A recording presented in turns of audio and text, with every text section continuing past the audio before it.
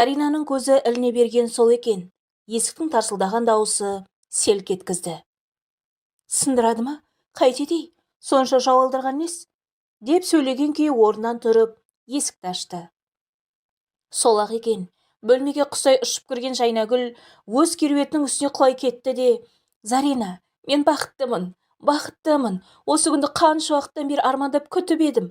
Группаластың туған күніне ол да келіпті. Мені биге шақырды. Оның ыстық денесін, жүрек лүпілін сезіндім. Келесі сенбіде мені тағы да кездесуге шақырды. Айтатын сөзі бар екен. Ол маған ұсыныс жасайтын шығар, деп жастықты құшақтап, көкірегіне басты. Құрбысының қуанышына ортақтасқан Заринаның да бірден көңіл күйі көтеріліп, сен үшін қуаныштымын. Көздерің оттай жанып тұр ғой. Менің де жүрегім лүпілдеп кетті, деді шын қуанғанын білдіріп. Ол маған келесі апта ұсыныс жасайды. Осы күнді қалай, қанша уақыт күтіп едім. Мен өз арманыма жеттім. Сондай әдепті жігіт қой өзі. Әдейі церемония жасағысы келген болар. Мүмкін алаңға, мен жүретін жолдарға гүлдер төгіп, от шашу шашып, таң қалдырғысы келді ме екен? Келесі сенбіге дейін қалай шыдайды екенмін? Уақытта өтпей қояды осындайда. Жайнагүл бүгінгі кештен алған әсерінен арыла алатын емес. Түн ортасы ауғанша сыртына ғашық болып қалған жігіті жайлы сыры таусылмады. Көрші тұратын Гаухар апаның шаңқылдаған үнінен оянған Зарина таң ата орнынан атып тұрды. Апыл-ғұпыл керуетінің үстіне жамылғысын жаба салған ол, жуынып келу үшін аяғына жұмсақ сүйретпесін іле сала дәлізге шықты. Дәлізді басына көтеріп, шу шығарып жатқан оң жақта тұратын жесір келіншек пен қарсы беттегі Гаухар апа екен. Осы екеуі-ақ өздерінің айқай шуымен тұрғындарды мезетіп бітті. Оларға мән бермеген сыңай танытып, Зарина жуынатын бөлмеге қарай кетіп барады. Күнде бір еркекті қолтықтап келесің. Түнімен бізге ұйқы бермей, таң атқанша бөлмеңнен айқай шу басылмайды. Көршілерден ұялсаң қайтеді, деген Гаухар апаның барылдаған ащы дауысын ұзын дәліздің қабырғалары жат көрген емес. Бірнеше жылдан бері мекен өзгертпеген ол, 4 қабатты жатақхананың қай қабатында, қай бөлмесіне кім өмір сүретінін бәрін біледі. Біреулер қорыққаннан сыласа, кейбірі бәлесінен аулақ деп бетіне қарсы келе бермейді. Ал соңғы уақытта көшіп келген жесір әйелдің өнері оны өз терісіне сыйдырмай жүр. Жуынатын бөлмеден қайтып келе жатқан Заринаны тоқтатып алған Гаухар апа: сендерде бірдеңе десеңдерші мына сайқалға. Маған ғана керек пе бұл жердегі тыныштығы? Жабылып үстінен арыз жазсақ, жатақханадан бір күннің ішінде қуып шығамыз, деп ұзағынан әңгімені бастамақшы еді. Оның сөзін бөлген Зарина: менің қазір уақытым жоқ, оқуыма баруым керек, деп бөлмесіне кіріп кетті. Оның сыртынан айқайлап қалған көрші апа: әне, бұлар жеме-жемге келгенде сөйтіп қашады, әйтпесе сыртынан жамандауға шебер, деп ұзын бойлы дәлізде жалғыз өзі қалса да айқайлап сөйлеп тұр. Бөлмесіне қайта кірген Зарина: Жайнагүл, сен әлі жатырсың ба? Сабағыңа кешігесің ғой, деп құрбысының басына бүркене жауып жатқан көрпесінің шетін ашты. Зарина: мен түс көріп жатыр едім. Ол мені құшақтап алыпты, бірақ біртүрлі түсі суық сияқты. Оятқаның тәуір болды, деді аузын кере ашып, есіне сөйлеген құрбы қыз. Ең бастысы ол сені құшақтап алыпты. Бұл да жақсылықтың белгісі, деп түс жорған болды. Зарина ұзын шашын түйіп тұрып: мен бүгін сабаққа бармаймын, сессияны амалдап жабармын, деген Жайнагүл жайлы төсегінен тұрғысы келмей бір қырына аунап түсті де ұйқысын жалғастырды. Студент құрбылар жерлес болғандықтан отбасылық жатақхананың бір бөлмесін жалға алған. Екеуі екі түрлі оқу орнында оқиды, бірақ Жайнагүлдің оқу жүргені шамалы. Кешке келген Зарина құрбысының жайпарақат жатысын көріп: бүгін күнімен не істедің? Зеріккен жоқсың ба? деді. Оқудан соң кітапханаға кіріп шыққан ол. Саған өткенде айтып едім ғой, қымбат бутик жайлы. Өткенде барғанда сол жерден өзімен аған бір көйлек көріп едім. Күйген дүние киіп кетсін. Бүгін бардым сол жаққа. Бірақ ақшам сәл жетпей қалды. Үйдегілерден тағы ақша сұрауым керек. Келесі сенбіде сол әдемі көйлекті киіп барамын, деген Жайнагүлдің есіл дерті сенбіде орын алатын кездесуде. Өзің неге кешіктің? Кітапханада отырдың ба тағы да? Бір жалықпайды екенсің сенде. Сессия жақындап қалды. Дайындалмасам болмайды, деді жеңіл күрсінген Зарина. Айтпақшы, жаңадан көшіп келген көршімізше күйеуі жоқ келіншек Гаухар апамен бір ұрысты дейсің. Екеуінің қызығын көріп қарық болдым, деген Жайнагүл сықылықтап күліп алды. Гаухар апада бір қызық өзі. Өзгелердің өмірінде не шаруасы бар? Соңғы кезде мүлдем ұнамай жүр. Бұрында ұнайтыны шамалы еді. Есіңде ме? Сен бірінші келгенде баласын айттырып қоймап еді. Сол кезде сенің қашып жүргеніңді айтам да. Ол келгенде шкафтың ішіне тығылып қалушы едің ғой. Есіме салмашы. Менің қорқынышты түсім сияқты. Құдайға шүкір, әйтеуір басқаға үйленіп кетті. Әйтпесе, Гаухар апаны айтам да, қоймай қойып еді ғой. Сол кезде қорыққанымдай. Мені ұнатқан емес ол бәле. Маған Гаухар апаның өзі де, баласы да ұнамаған. Біртүрлі адамдар ғой. Сен өзі ешкімді ұнатпайсың. Әне бір соңынан салпақтап жүгіріп жүрген тәп-тәуір жігітті де жақтырмайсың. Саған мынау үшін не істеу керек? Ол жігіттің кім екенін біле тұра, неге маған теңей бересің? Қыздарды қолғап шауыстыратын жүргіш қой, аулақ. Сонда да айтып қоймайсың. Болды, айтпашы ол туралы, деді Зарина жаңағы жақсы көңіл күйінен тез арыла қойып. Мейлі, өзің білесің, саған жаным ашиды. Әлі күнге дейін жігітпен жүріп көрмедің. Уақыт болса, өтіп барады. Жігіттен басқа әңгімені білмейді екенсің. Де орнынан тұрып кеткен Зарина тамақ істеуге кірісті. Жайнагүл терезе алдында отыр. Бір кезде есіне бірден түскендей, орнынан ыршып тұрды да, қап, менің есіме шығып кетіпті. Бүгін бір жерге баруым керек еді, деп айнаға қарап, бетіне опадалап жаға бастады. Тамағын ішіп кетпейсің бе? Деген Заринаға, мен сол жақтан тамақтанамын. Өзің есікті іштен іліп алып, ұйықтай бер, мені күтпе, деген Жайнагүл бөлмеден шығып кеткенше асықты. Ол кеткен соң, үнсіз ойға берілген Зарина ауылдағы жеңгесінің сөздерін есіне алды. Жайнагүлден аулақ болшы, сені де түзу жолыңнан тайдырады ма деп қорқамын, деп еді. Құрбысына шаң жуытпайтын бол ойлап қараса, жеңгесінің сөзінде жаны бар сияқты. Өзінің сұлулығына мастанған Жайнагүл жігіттерді көп ауыстыратыны рас. Әлбектен басқаларын жай уақытша ермек етіп жүр ғой. Алғашқы кезде құрбысына жеңіл жүрістің дұрыс емес екенін айтамын деп жексұрында болған. Ол, сен немене таудан түскен жабайы ма едің? Адамға өмір бір-ақ рет беріледі. Бүгін барсың, ертең жоқсың, ойнада күл деген. Өмірге деген көзқарастар тіптен алшақ қос құрбының арасында талай келіспеушіліктер болып жататын. Алайда жат жерде жүрген жерлестердің өмір жолдары екі бөлініп кете алмады. Себебі бұл қалада бір-біріне жақын өздерінен басқа ешкім жоқ. Күндер өте бірінің мінезіне бірі бойсұнған. Бір жағынан бір-біріне үйренісіп те қалды. Заринаны ойға салатын Жайнагүлдің жеңіл мінезі. Өмірге тым басқа қырынан қарайтын ол, оқуында жарытып оқымайды. Мені оқу бітіріп, жұмыс істейді деп ойлайсың ба? Күйеуім асырайды, әлі үй қызметшісін ұстайтын боламын дейді лағып. Кейде сарайымға тым көп салынатын ол, Жайнагүлдің барлық нәрсені жеңіл қабылдайтын мінезіне қызығатында өтірік емес. Тек арының алдында намысы жібермейтін, жетім өскен Зарина ауылдағы аға жеңгесінің үмітін ақтағысы келеді. Ешкімнің де көзіне түскісі келмей, тып-тыныш жүретін ол жігіт жайлы ойлағандай емес. Аға жеңгесіне ауырлығын салмай, аман-есен оқуын бітіріп алып, жұмысқа тұрып кетсе, арманы болмас еді. Әзірге бар мақсат осы. Өз оймен шырмалып жүрген құрбысына жігіт тауып беруді көздеп жүрген Жайнагүл дегеніне жете алмай жүр. Бұл түріңмен сен байсыз өтетін шығарсың. Бір күні кәрі қыз болып отырасың. Не күйеу, не бала жоқ. Сен әлі жап-жассың. Өмірінің нағыз ойнап күлетін кезеңі деп сайрап қоймайды Жайнагүлде. Бүгінгі қылығы мынау. Кеше ғана жастығын құшақтап, Әлібекті сүйемін. Ол келесі сенбіде маған ұсыныс жасайды.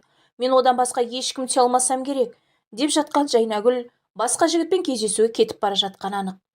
Бір жерге баруым керек деп, жай мұны алдай салған түрін қарашы. Мұның жақтырмайтын біліп, кейін кезде ол жігіттері жайлы айта да бермейді. Құрбысының жүрісі жайлы қазір ойланғысы жоқ. Бір таң қалатыны Әлібектің Жайнагүлді кездесуге шақырып, ұсыныс жасамақшы болғаны. Себебі Әлібек оқудан бас алмайтын, қылтың-сылтыңы жоқ азамат. Кітапханада сыртынан жиі көріп қалады. Жайнагүл екеуі аспан мен жердей. Солай ойласа да, онысын құрбысына сездірген емес.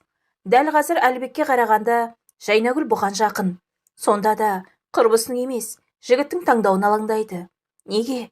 Өзі де түсінбейді. Арадан бір апта уақыт өтіп, сенбіде жетіп келді.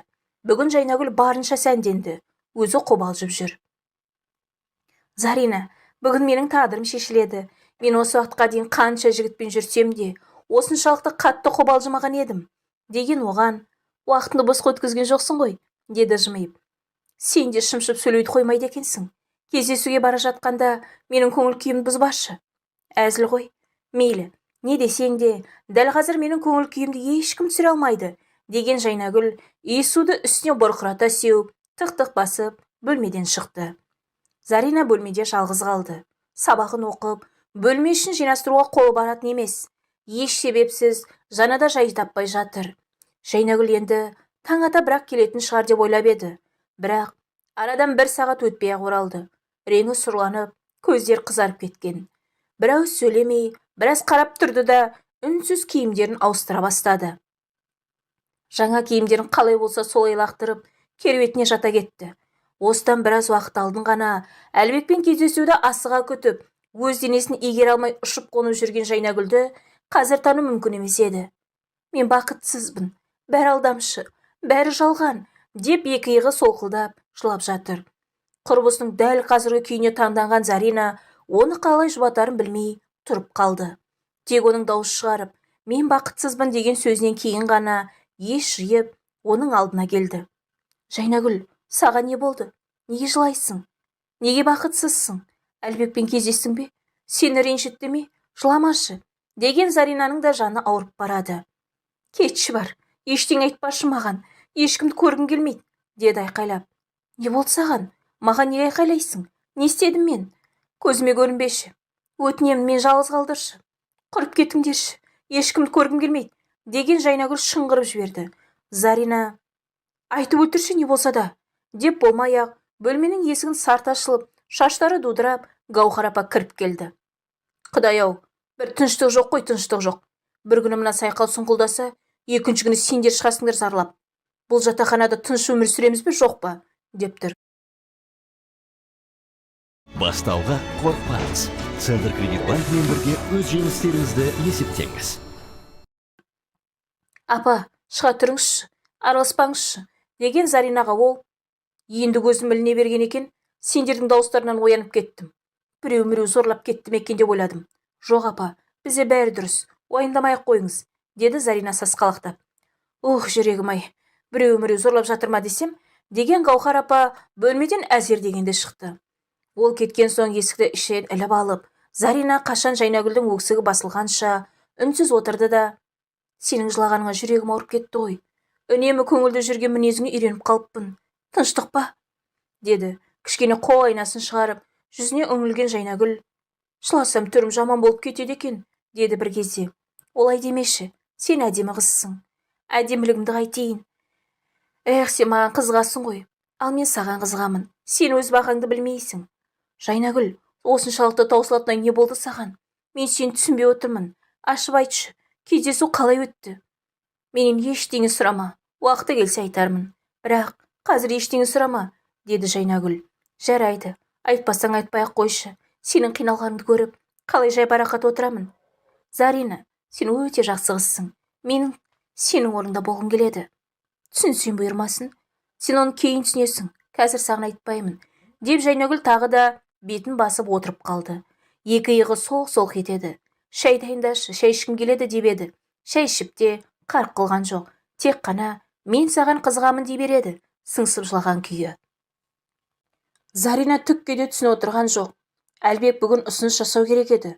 Әлде жолы болмаған шығар құрбысының. Бірақ несіне маған қызығады?